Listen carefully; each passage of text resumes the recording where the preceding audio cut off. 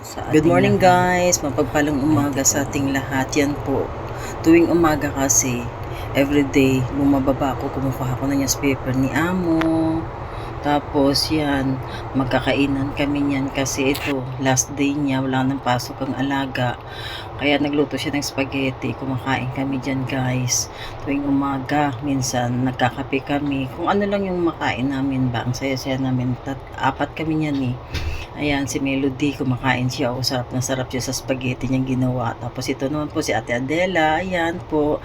Ayan, si Taray. Nagkikwentuhan po sila dyan. Ayan. Dito po kami sa may park. Sa may baba lang po namin. Ayan po. Kasi, ayan, may nag-exercise. Ayan. Ganyan. Dito kasi sa Hong Kong, exercise talaga yung daily routine ng mga tao dito.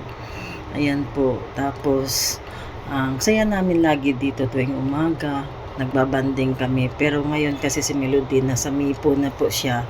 Kaya hindi na kami makikita araw-araw. Pag Sunday na lang siguro, pag nag-day off na lang. Ayan po si Taray.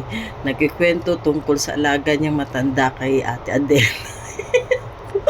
Tuwang-tuwa ako po sa kanya kasi talagang, ayan po, kinikwento niya yung alaga niyang matanda na yung ganun ba, yung pasaway daw, mga ganyan. Ganyan talaga kasi ganyan ang buhay OFW, 'di ba? Sa akin nga eh, yan nga eh. Ganyan din sa akin eh. Minsan naasar din ako, naiinis din ako sa matanda ko kasi nga makulit na rin. Pero iniintindi din kasi diyan nakasalalay ang trabaho natin at part yan ng trabaho natin, 'di ba? So, kailangan, kaya tuwang-tuwa ako dito kay, kay Taray. Sarap na sarap siya ng kwento para sa, niya, sa alagaan niyang matanda. Buti nga sa kanya, isa lang eh. Ayan po yung kaibigan ko matanda, yung nakayelo sa pinakadulo. Tuwing umaga kasi yan, pag nakita ko niya, nagahayan, tapos tinatanong ako kung kumain na daw, saan ako pupunta, yung mga ganun ba. Marami akong kaibigan dito sa baba. Ayan, si Melody, panay pa rin ang kain. Kasi nahuli siya kasing kumain.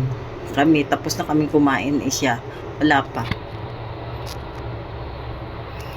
Kaya, kaya bye-bye po sa inyong lahat. Tuwang-tuwa ako dyan, oh.